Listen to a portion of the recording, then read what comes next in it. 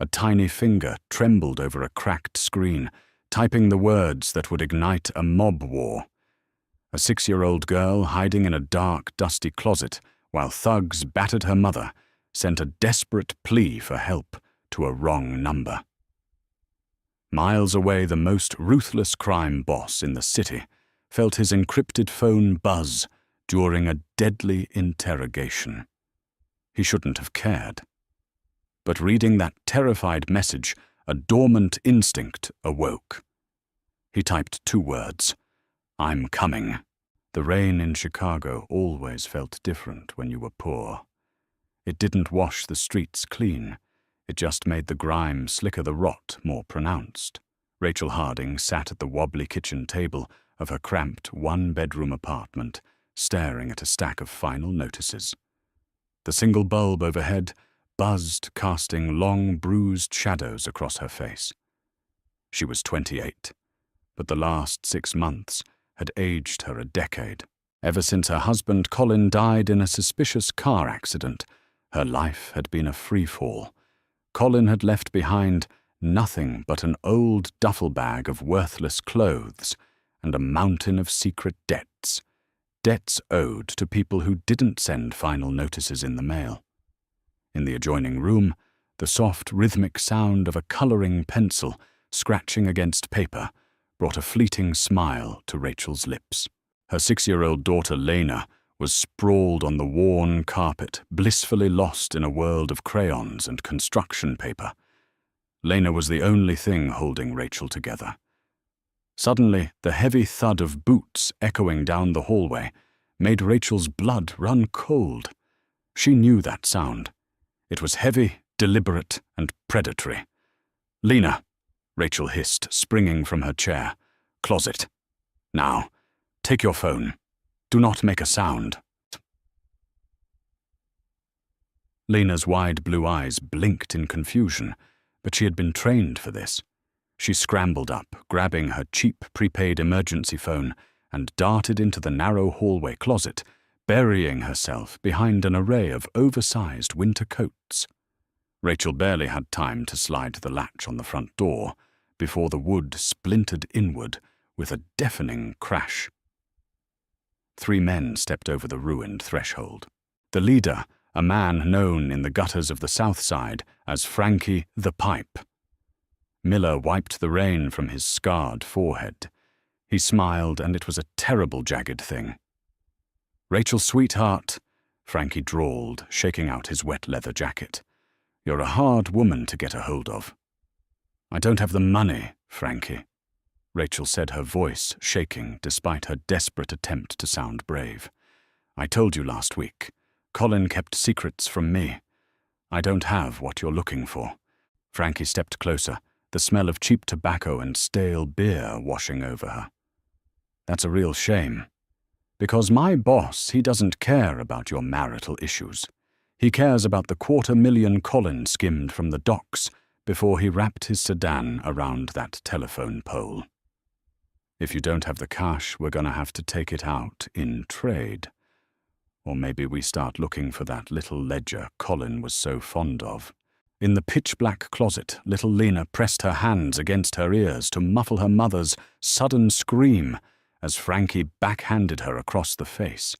Tears streamed down the little girl's cheeks. Her hands shook violently as she activated the glowing screen of her prepaid phone. Her mother had given it to her for emergencies, pre-programming Uncle Ben's number. But in her sheer terror, her tiny fingers fumbled on the keypad. She meant to type 555-0189.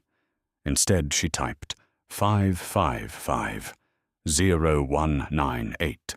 She opened the text messenger, her vision blurred with tears, and typed with frantic desperation, "Please save my mum. Bad men are hurting her. They are at 402 West Oak. Please hurry, Uncle Ben." Miles away, in the VIP subterranean lounge of the Cobalt Club, Gabriel Costa sat completely still. Gabriel was 32, built like a heavyweight boxer, and possessed a gaze that routinely made hardened criminals look at the floor. He was the head of the Costa Syndicate, the undisputed king of the city's underworld.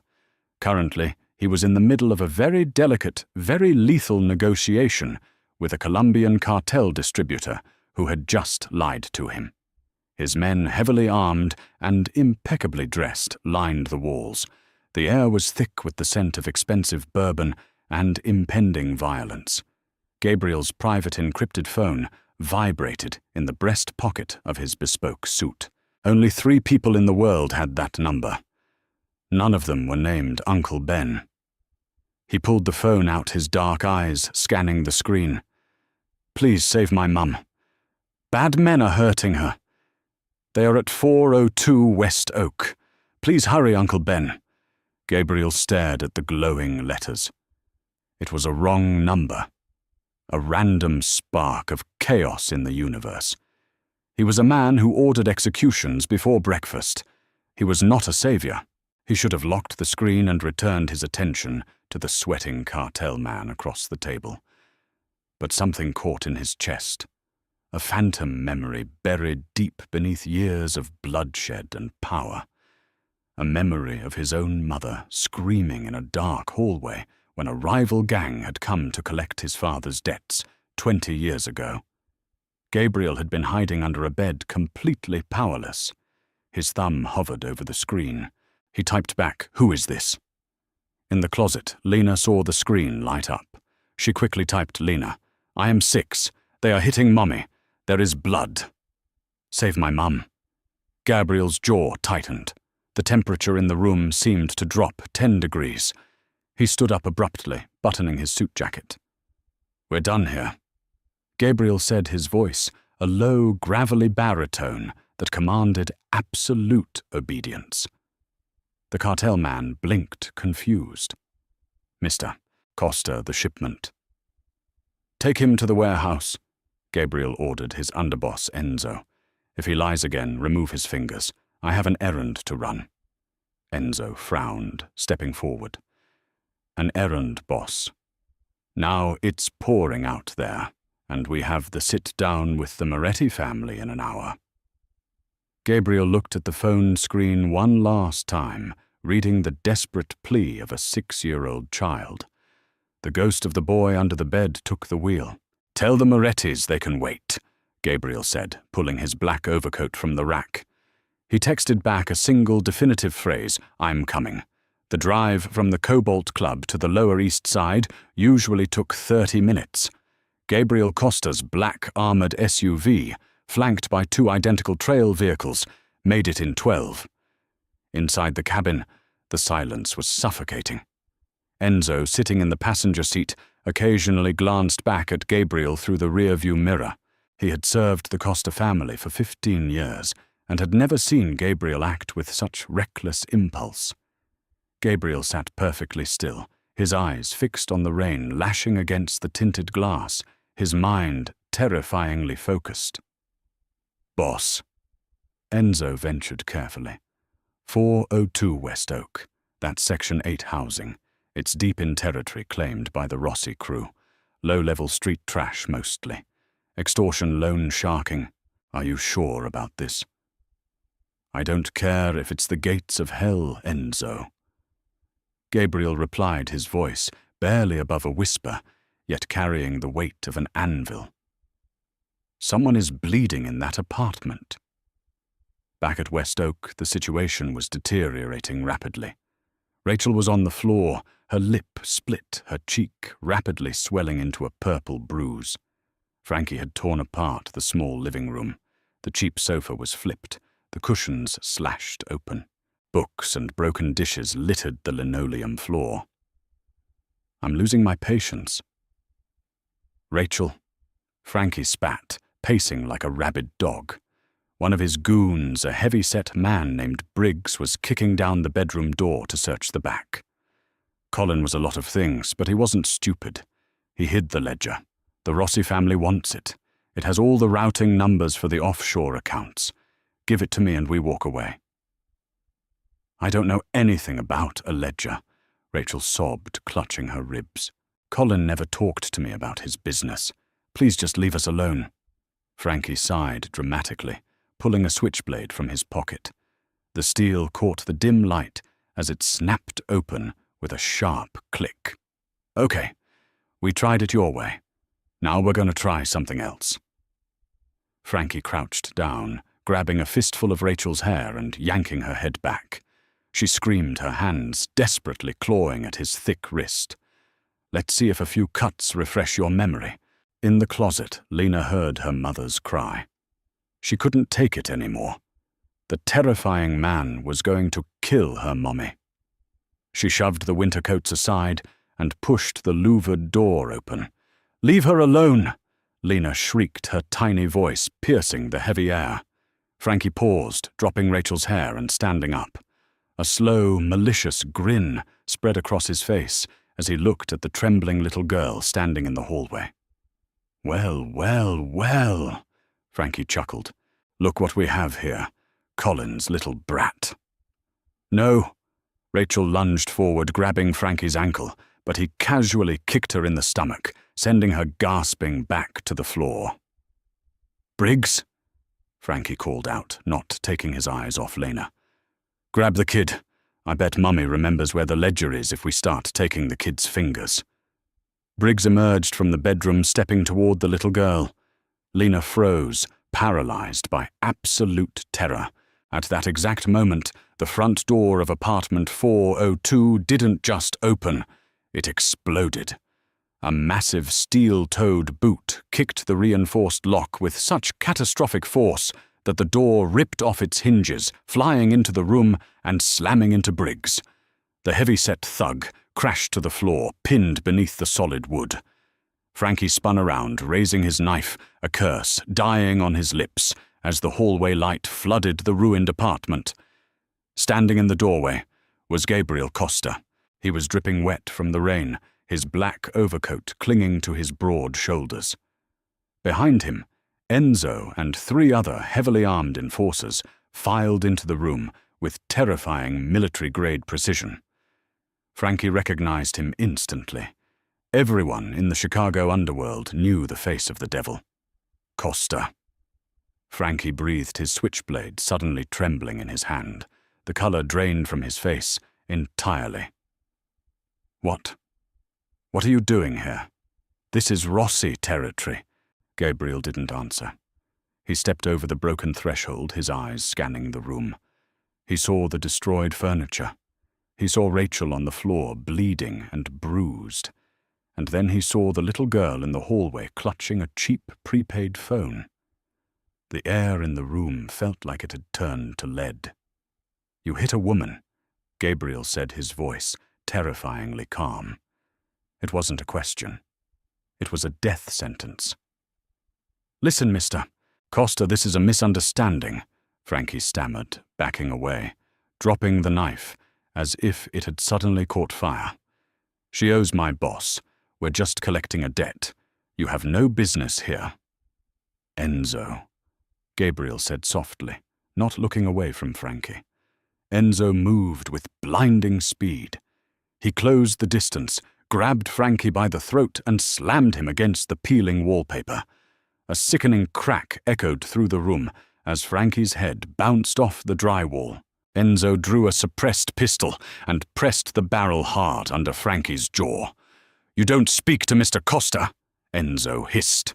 The 3rd thug tried to make a run for the fire escape window. One of Gabriel's men simply raised his arm and fired a single suppressed shot. The man cried out, his knee shattering, and collapsed onto the shattered plates on the floor. Gabriel slowly walked past the groaning men. He knelt on the floor next to Rachel. She flinched away from him, her eyes wide with terror. She didn't know who this giant of a man was in his expensive suit, but she saw the absolute authority he commanded. "Please," Rachel whispered, tears mixing with the blood on her chin. "Please don't hurt my daughter. Take whatever you want." Gabriel reached into his pocket and pulled out a pristine white silk handkerchief. Gently, with a surprising tenderness that contradicted the violence he had just brought into her home, he pressed it against her bleeding lip. "I am not here to hurt you," Gabriel said softly. He turned his head and looked at Lena. The little girl was staring at him, her chest heaving. Gabriel extended his large hand, revealing his phone screen. It displayed the text thread. "Are you Lena?" he asked. Lena hesitated, then slowly nodded. "I told you I was coming," Gabriel said. The aftermath was clinical and terrifyingly efficient. Gabriel's men dragged the 3 Rossi thugs out of the apartment via the back stairwell. Enzo assured Gabriel that a cleanup crew was already en route to ensure no trace of the altercation remained, and that Frankie and his men would be taken to a secure location for questioning. Rachel watched, numb with shock, as her living room was cleared of the immediate threat. The adrenaline that had kept her going suddenly crashed, leaving her shivering violently. Gabriel shrugged off his heavy rain-soaked overcoat and draped it over Rachel's shoulders. The coat smelled of expensive cologne and petrichor. It was heavy and warm. "We need to leave," Gabriel said, standing tall over her. "Leave?" Rachel stammered, pulling the coat tighter. "No, I can't. Where would we go? I don't even know you. I can't just go with a stranger, especially one who—" She trailed off, glancing at the blood stain on the floor where Frankie had been standing. Gabriel sighed, running a hand through his damp, dark hair. "Ms. Harding, the men who just attacked you work for the Rossi family. They are low-level parasites, but they answer to dangerous people. If they came looking for a ledger tonight, they will send more men tomorrow, when these 3 don't report back. If you stay here, you are dead. And so is your daughter." Rachel looked at Lena, who was clinging to the hem of Gabriel's suit trousers, seemingly unaffected by the danger of the man, trusting him completely because he had answered her text. "Who are you?" Rachel asked, her voice cracking. "My name is Gabriel Costa," he replied, holding her gaze. Rachel's breath hitched. Even isolated in her poverty, she read the news. She heard the whispers in the neighborhood. The Costa Syndicate. They practically owned the city's infrastructure, the docks, and half the politicians.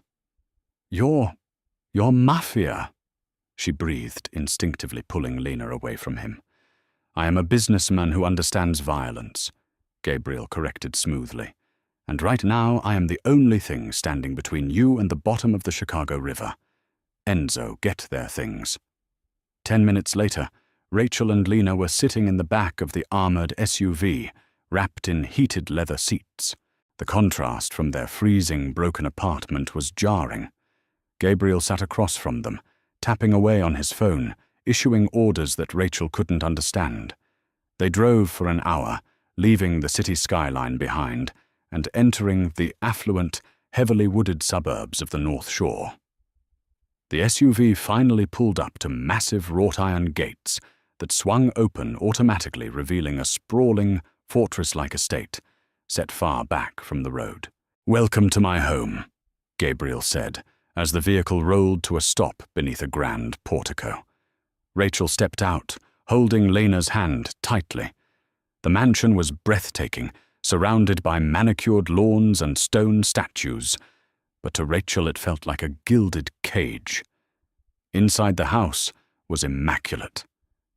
Gabriel led them to a lavish guest wing. A private physician, an older man named Dr. Harris, who clearly worked exclusively for the Costa family, was already waiting. He efficiently cleaned and stitched Rachel's split lip and checked her ribs for fractures, while a housekeeper drew a warm bath for Lena and prepared a tray of hot food. An hour later, Lena was fast asleep in a massive 4-poster bed, completely exhausted. Rachel sat by the window wearing a luxurious silk robe the housekeeper had provided, staring out at the rain-swept grounds. There was a soft knock on the door. Gabriel entered. He had changed out of his suit into a dark, casual sweater and slacks. He held a glass of amber liquid and extended it toward her. "Drink," he said. "It helps with the shock." Rachel took the glass, her fingers brushing his. His skin was warm. She took a sip of the bourbon, letting the fire burn down her throat. "Why are you doing this, Mr. Costa, men? Like you don't save people like me for free." Gabriel walked over to the window standing beside her. He looked out into the darkness. "When I was 8 years old, a group of men broke into my house to collect a debt my father owed. They beat my mother to death while I hid under a bed. I couldn't save her." He turned his head, his dark eyes locking onto hers. "Tonight a little girl asked me to save hers. I couldn't ignore it." Rachel stared at him, stunned by the raw, unvarnished vulnerability from a man who commanded an empire of fear. "Thank you," she whispered. "But what happens now?" Gabriel's expression hardened, the brief window of vulnerability snapping shut. He pulled a folded piece of paper from his pocket. "We need to talk about your late husband, Colin." Gabriel said, his tone shifting back to the cold, calculating mob boss. "Before my men took Frankie away, they searched his car. They found this."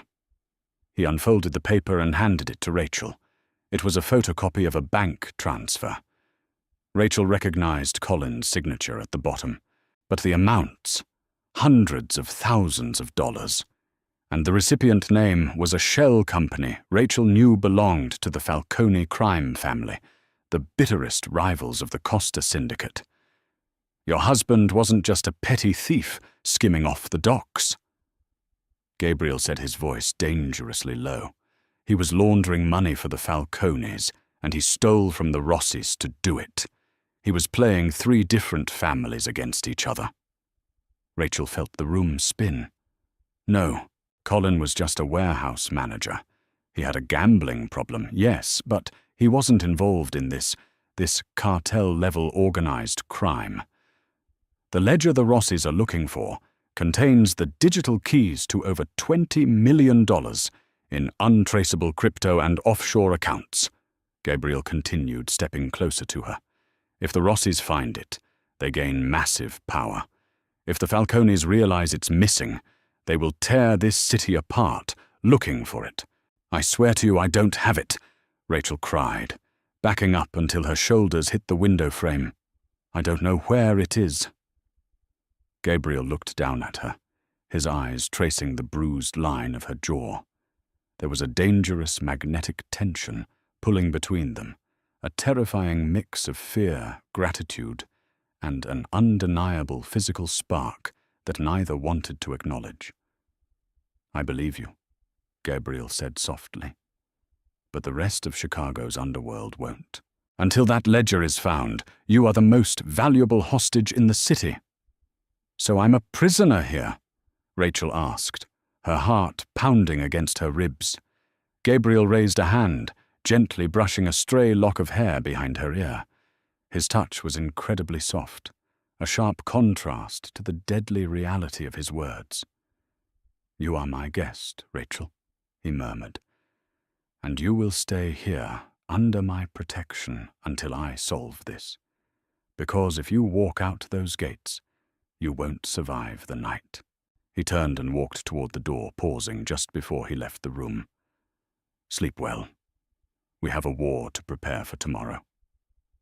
Sunlight streamed through the floor-to-ceiling windows of the guest suite, casting long, golden geometric patterns across the Persian rug. Rachel Harding woke with a start, her heart hammering against her ribs. For a fractured second, she expected to see the water-stained ceiling of her cramped apartment and smell the stale cigarette smoke creeping under her front door. Instead, she was met with the scent of fresh linen lavender and polished mahogany. She turned her head. Lena was still fast asleep, buried under a mountain of down comforters, her small face peaceful and completely devoid of the terror that had consumed her the night before. Rachel sat up, wincing as a dull ache flared in her bruised ribs. The memories of the previous night, the splintering door Frankie's switchblade, the terrifying explosion of violence when Gabriel Costa walked into her life, rushed back in a tidal wave. She was a guest of the most powerful crime syndicate in Chicago, or perhaps She was a prisoner. Throwing off the covers, Rachel slipped into the silk robe and walked to the window. The estate was massive. Beyond the manicured lawns and topiary gardens, she saw imposing stone walls and heavy iron gates. Men in dark suits and earpieces patrolled the perimeter with a casual alertness that chilled her. This wasn't just a home, it was a fortress. A soft knock interrupted her thoughts.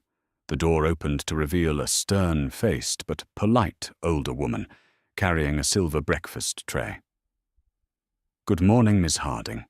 I am Maria," the woman said, setting the tray on a small glass table. "Mr.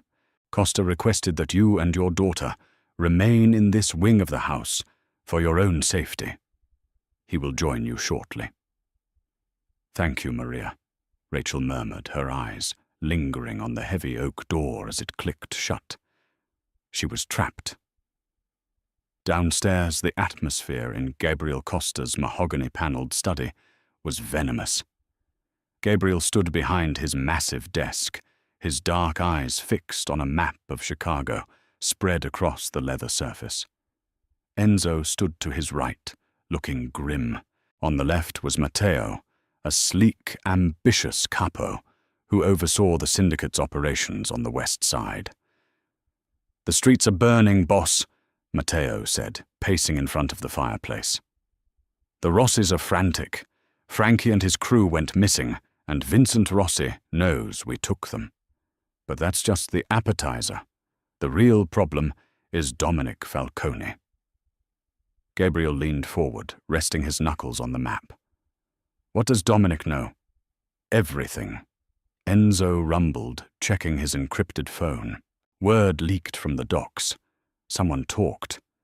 "Dominic knows Colin Harding skimmed the 20 million he knows about the digital ledger, and as of an hour ago, he knows you extracted the widow and the kid from West Oak." Matteo stopped pacing, his face flushed. "Gabriel, we cannot go to war with the Falcone family over a dead man's wife.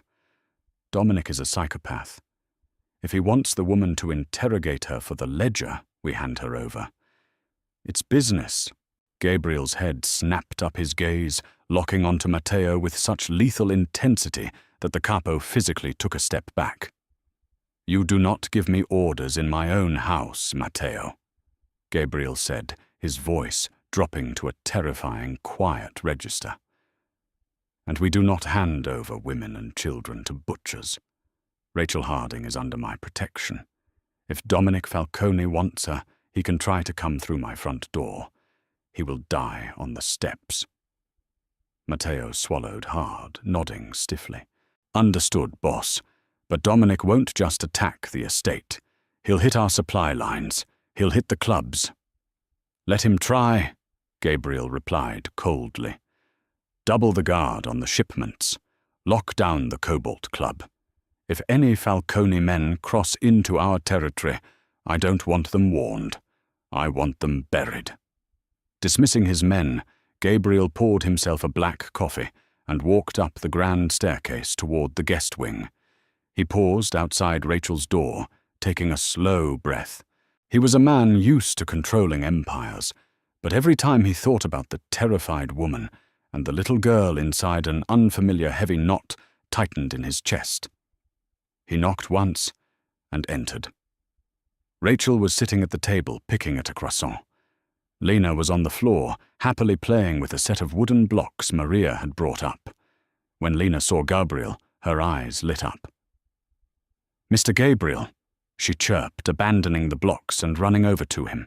Rachel tensed, half standing from her chair, her maternal instincts screaming. But Gabriel didn't flinch. He crouched down to Lena's eye level, his imposing frame suddenly looking entirely out of place in the domestic setting. "Good morning, Lena," Gabriel said softly. "Did you sleep well?" "Yes, the bed is like a cloud," she beamed. Then her smile faltered slightly. "Are the bad men gone?" "The bad men are gone." Gabriel promised, his voice carrying the absolute certainty of a man who had personally ensured it. No one is going to hurt you or your mum ever again. I swear it." Lena stared at him for a second, then lunged forward, wrapping her tiny arms around his thick, muscular neck in a tight hug.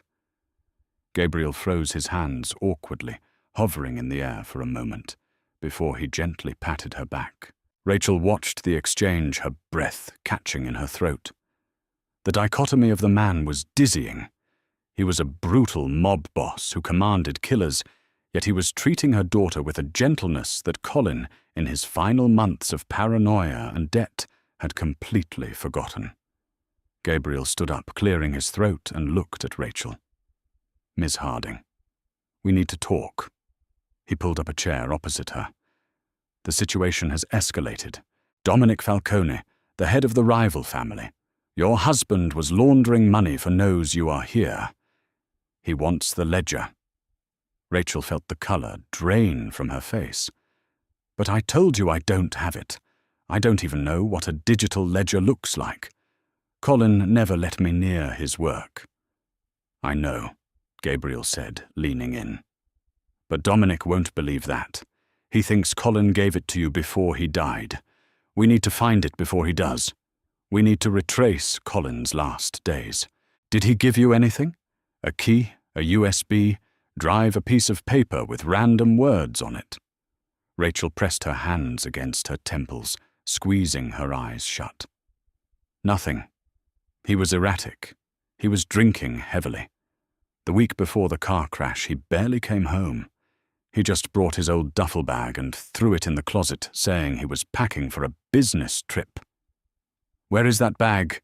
Gabriel asked sharply. "In my apartment," Rachel said. "Or what's left of it." Gabriel stood up, pulling his phone from his pocket.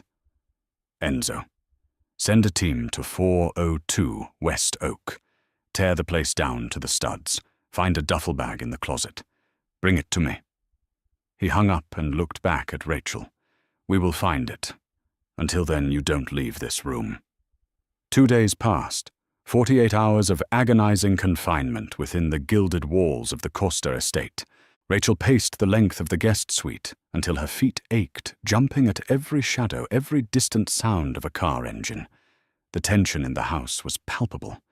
The guards had doubled. The duffel bag had been retrieved from her ruined apartment, but Gabriel's technical experts had found nothing. No false bottoms, no hidden drives, no encrypted notes. Just old clothes, cheap cologne, and a few crumpled gas receipts. On the third evening, the violence finally spilled over. Rachel was reading a book to Lena when a deafening explosion rattled the reinforced glass of her windows. The floorboards shook violently, and the distant wail of alarms pierced the quiet night. Rachel screamed instinctively, throwing herself over Lena, shielding her daughter with her own body. Downstairs, chaos erupted. Shouts echoed through the marble hallways, followed by the terrifying staccato pop of automatic gunfire. Rachel dragged Lena into the master bathroom, locking the heavy mahogany door and hiding her in the dry bathtub. "Stay down, baby. Cover your ears." Minutes felt like hours. The gunfire eventually ceased, replaced by the chaotic shouting of Gabriel's men. Rachel sat on the bathroom floor, her knees pulled to her chest, praying to a god she hadn't spoken to in years. Suddenly, heavy footsteps approached her bedroom. The handle rattled, then the door was kicked open. "Rachel," Gabriel's voice boomed. Rachel scrambled out of the bathroom. Gabriel was standing in the center of the bedroom, holding a submachine gun, his chest heaving. His usually impeccable white shirt was stained with dark crimson blood across the left shoulder. "Gabriel, you're hurt!" Rachel gasped, rushing toward him without thinking. "It's just a graze." He grunted, leaning heavily against the doorframe. "Dominic sent a hit squad. They breached the outer gate with a car bomb. My men handled them, but it's clear the estate is no longer a secret." Rachel reached out her trembling hands, hovering over his bleeding shoulder. "Let me look at it." "Please." Gabriel looked down at her. The adrenaline, The fear, the claustrophobia of the last 3 days seemed to compress the air between them. He dropped the weapon onto the bed and let her gently peel back the ruined fabric of his shirt. The bullet had taken a clean gouge out of his deltoid, painful, bloody, but not fatal. Rachel grabbed a clean towel from the bathroom and pressed it hard against the wound. Gabriel hissed, his jaw clenching, but his eyes never left hers. "Why are you doing this?" Rachel whispered, tears finally breaking free and spilling down her cheeks. "Your men are dying. You're bleeding. Because of a ledger I don't even have.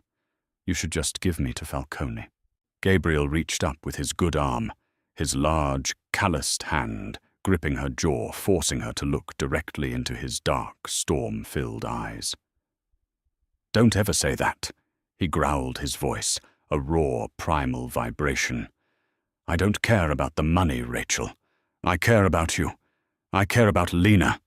I have spent my entire life surrounded by monsters, becoming a monster just to survive. But when I look at you, I see the only real thing left in this God-forsaken world. I will burn Chicago to the ground before I let Dominic Falcone touch a single hair on your head." Rachel's breath hitched. The raw intensity of his words stripped away all her defenses. In the heat of the blood-stained room, amidst the scent of gunpowder and fear, the invisible wall between them shattered. Gabriel leaned in, and Rachel met him halfway. Their lips crashed together in a desperate, bruising kiss. It wasn't gentle. It was a collision of two people clinging to each other on the edge of an abyss. Rachel tangled her hands in his thick hair, feeling the solid, immovable strength of his body against hers. For a fleeting moment, the mafia war, the debt and the danger ceased to exist. A quiet gasp broke them apart. Lena was standing in the bathroom doorway, clutching something tight to her chest. Rachel immediately pulled back, her face flushed red. "Lena, honey, it's okay. We're safe." Gabriel cleared his throat, his stoic mask slamming back into place, though his eyes remained soft as he looked at the little girl. "What do you have there, Lena?" Lena slowly walked forward. She was holding a worn, heavily taped cardboard box. It was a cheap box of generic crayons that Rachel had bought at a dollar store months ago. "Daddy gave me this," Lena whispered, her voice trembling, "before he went away in the car. He told me to never lose my favorite color. He said the magic words were in the blue." Rachel frowned, wiping her tears. "What do you mean, baby? He bought you those crayons a long time ago." "No," Lena insisted, opening the battered box. She pulled out the blue crayon. "Daddy took the blue one the night before he left. He said he was making it magic. He told me if I ever needed a secret, I should peel the paper." Gabriel's eyes widened. He stepped forward, ignoring the bleeding in his shoulder, and knelt in front of Lena. "Can I see that, sweetheart?" Lena nodded, handing him the blue crayon. Gabriel held it up to the light. It looked perfectly normal. But as he ran his thumb over the paper wrapper, he felt a slight ridge. With meticulous care, he peeled back the paper, revealing the wax cylinder. Embedded deep into the side of the crayon, carefully covered by a thin layer of melted blue wax, was a tiny black micro SD card. Rachel gasped, her hands flying to her mouth. "Oh my God!" Colin hid it in her crayons. "It's the recovery seed for the offshore crypto wallets," Gabriel said, his voice dropping to a harsh whisper. $20 million sitting in a 6-year-old's toy box. He looked at Rachel, his eyes hardening with a lethal resolve. The game had just changed entirely. "We have the ledger," Gabriel said, rising to his feet, his fist closing tight around the blue crayon. "Now I am going to end this." The location chosen for the parley was an abandoned steel mill on the outskirts of Gary, Indiana, just past the state line. It was a neutral, desolate ground, a rusted cathedral of dead industry, where the noise of the city couldn't reach, and where the police rarely patrolled. Gabriel Costa stood in the center of the massive cavernous warehouse floor. Rain poured through holes in the corrugated iron roof, pooling on the cracked concrete. Beside him stood Enzo and Matteo, along with 4 of his most heavily armed enforcers. Gabriel had ordered Rachel and Lena to remain at a secure safe house in the city, guarded by 20 of his best men. He refused to let her anywhere near the crossfire, though Rachel had pleaded with him not to go terrified. She would never see him again. Across the warehouse, the heavy metal doors shrieked open. 3 black SUVs rolled into the space. The doors opened in unison, and a dozen men stepped out. In the center walked Dominic Falcone. Dominic was 50, with slicked-back silver hair, a custom Italian suit, and eyes that looked like dead black glass. Beside him, looking nervous and out of his depth, was Vincent Rossi, the boss of the lower-tier family, from whom Colin had originally stolen the initial seed money. The 2 factions met in the middle, the tension so thick it felt like the air itself could ignite. Gabriel. Dominic greeted his voice, smooth and dripping with false warmth. It's been too long. A shame we have to meet under these wet circumstances. Cut the shit, Dominic, Gabriel replied, his voice echoing loudly in the empty mill. You attacked my home. You targeted a woman under my protection. You broke the commission's rules. Dominic chuckled, a dry, rasping sound. Rules your boy Colin Harding broke the rules when he skimmed my cartel shipments and buried 20 million in the ether. I want my money, Gabriel. Hand over the ledger and the woman and we walk away. We avoid a war that will leave both our families bleeding in the streets. The woman is not part of this, Gabriel stated coldly. But I have the ledger. Gabriel reached into his coat pocket and pulled out the micro SD card, holding it up between his thumb and forefinger. Vincent Rossi leaned forward, greed flashing in his eyes. That's it.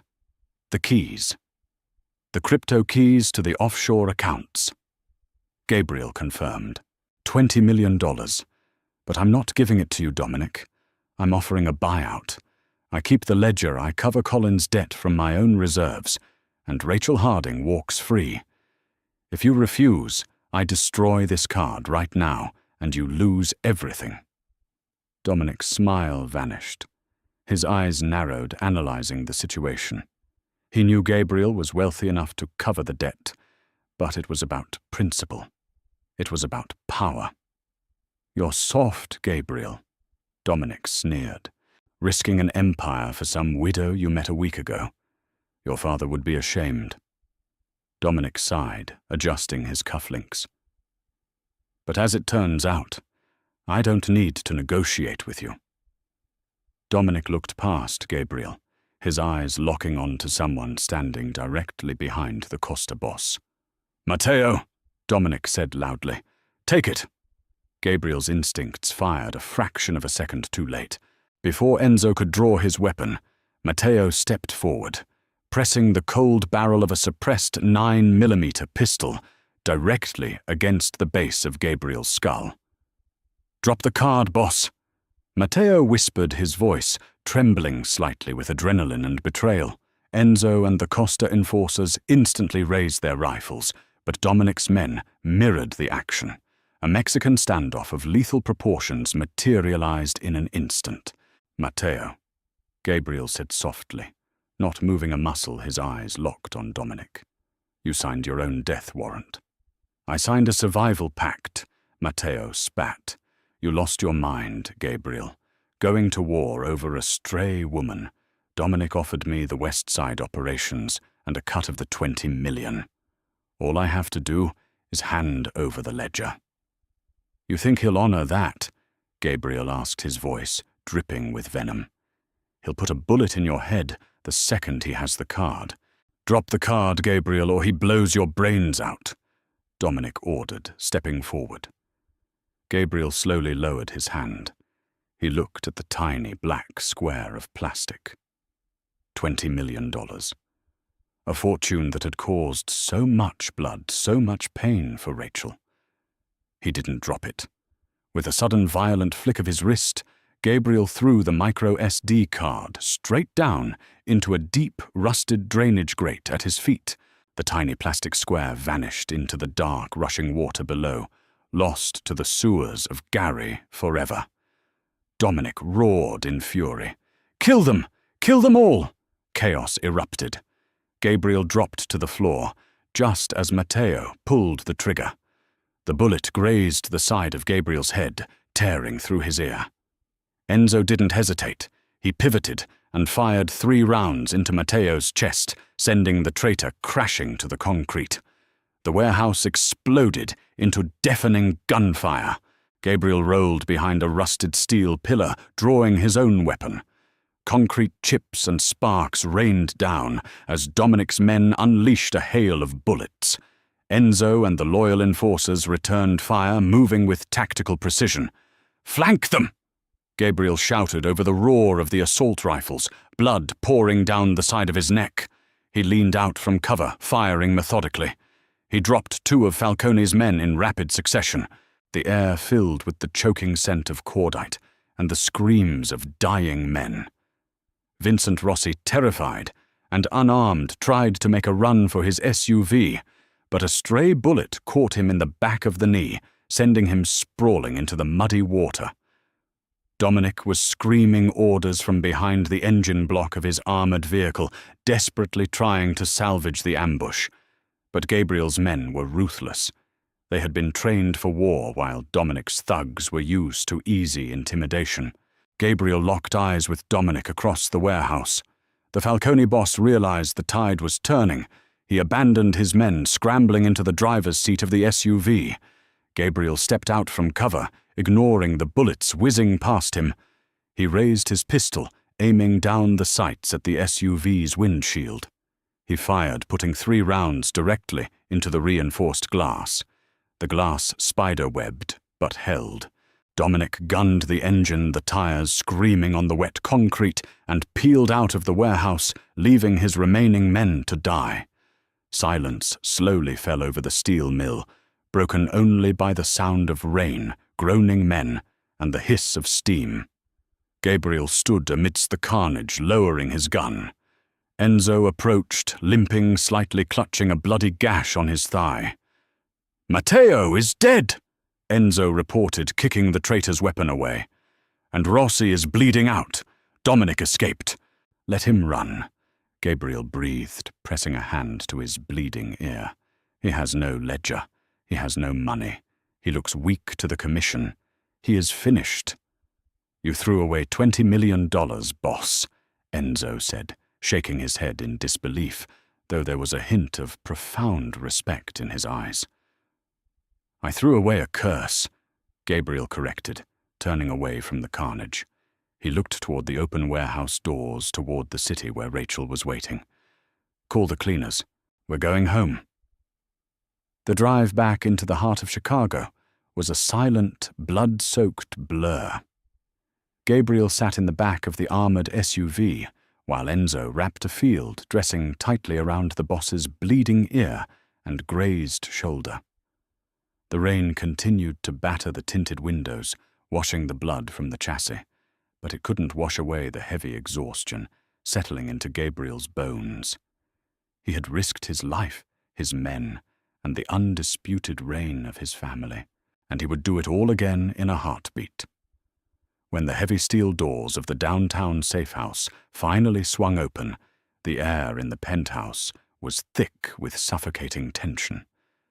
Rachel was pacing the length of the Persian rug, her hands twisted into pale knots. Lena was asleep on the sofa, blissfully unaware of the violence that had just dictated her future. The moment the heavy deadbolts clicked and the door opened, Rachel froze. Gabriel stood in the entryway. His bespoke suit was ruined, torn, and stained with crimson. His face was bruised, covered in soot, and a thick white bandage was strapped to the side of his head. He looked like exactly what he was, a warlord returning from the front lines. Gabriel. Rachel breathed, her voice shattering the silence. She didn't hesitate. She didn't care about the blood, the dirt, or the terrifying men standing behind him in the hallway. Rachel ran across the room and threw herself into his arms. Gabriel grunted as her weight hit his injured shoulder, but he didn't pull away. Instead, his massive arms wrapped around her waist, pulling her flush against his chest, burying his face in the crook of her neck. He breathed in the scent of her lavender and vanilla, letting it anchor him back to humanity. "You're alive," she sobbed, her fingers digging desperately into the ruined fabric of his coat. "I thought. When the hours passed, I thought they had killed you. I told you I was coming back," Gabriel murmured, his voice, a low, gravelly vibration against her skin. He slowly pulled back, reaching up to gently wipe a tear from her cheek with his thumb. "It's over, Rachel. Dominic is running. Matteo is dead. You are safe." Rachel looked up at him, her eyes tracing the harsh, beautiful lines of his battered face. "The ledger. Did you give it to him?" A slow, devastatingly handsome smirk touched the corner of Gabriel's mouth. The ruthless mob boss flickered back to life in his dark eyes. "I threw it into a storm drain," Gabriel said casually, walking past her to pour 2 fingers of scotch at the wet bar. Rachel's jaw dropped. She spun around. "You what, Gabriel, that was $20 million. You threw it away." Gabriel downed the scotch, wincing slightly as the alcohol burned its way down. Dominic wanted power. He wanted to parade that ledger in front of the commission to prove he broke me. If I handed it over, he wins. If I kept it, the war never stops. Dropping it into the sewers of Gary, Indiana, was the only way to ensure he lost everything. Rachel stared at him, overwhelmed by the sheer magnitude of what he had done. He had sacrificed a fortune, and his syndicate's pride, all to buy her freedom. "I don't know what to say. You threw away $20 million for us." Gabriel set the glass down. He walked back to her, his expression suddenly softening. He reached into his inner pocket and pulled out his encrypted smartphone. He tapped the screen a few times and held it up for her to see. Rachel squinted at the glowing screen. It was a digital banking interface. The balance flashing in green read $20 million. Rachel gasped, stepping back. "But you said you threw the card down the drain." "I threw a piece of plastic down the drain." Gabriel corrected his smirk, returning. "Did you really think I'd walk into a sit-down with Dominic Falcone without a backup plan? While you and Lena were getting ready to leave the estate, my head of cybersecurity, Leo, spent 10 minutes cloning the micro SD card. We extracted the keys and transferred the crypto into a series of untraceable shell accounts before I ever stepped foot in that steel mill." Rachel let out a breathless, shocked laugh, covering her mouth with her hands. "You outsmarted them all. You made Dominic think the money was gone forever. Dominic will be hunted by his own men by the end of the week," Gabriel said, his tone turning cold and factual. "He showed weakness. He abandoned his crew. The Falcone family will tear itself apart, and the Costa Syndicate won't have to fire another bullet." He stepped closer, closing the distance between them until there was no air left. He gently took her hands, his thumb brushing over her knuckles. "That $20 million doesn't belong to the Rossis, and it certainly doesn't belong to the Falcones," Gabriel said softly. "It was blood money. I've already transferred it into a blind, irrevocable trust. The sole beneficiary is Lena. When she turns 18, she will never have to worry about a roof over her head, a college tuition, or the crushing weight of poverty ever again." Tears sprang fresh in Rachel's eyes. She looked at this terrifying, powerful, brilliant man and realized she wasn't looking at a monster at all. She was looking at her protector. "Gabriel," she whispered, pulling him down by the lapels of his ruined coat. Their lips met in a searing, passionate kiss. It was no longer a kiss born of adrenaline and fear, but of profound gratitude, deep relief, and an undeniable consuming love that had forged itself in the fires of survival. Gabriel kissed her deeply, his hands tangling in her hair, silently promising her that she would never be alone again. 6 months later. The morning sun reflected brilliantly off the crystal-clear waters of Lake Como, Italy. The Costa Syndicate's European estate was a sprawling villa, surrounded by terraced gardens and impenetrable stone walls, guarded by heavily armed men who remained discreetly out of sight. Rachel stood on the limestone balcony, a gentle breeze pulling at her white silk sundress.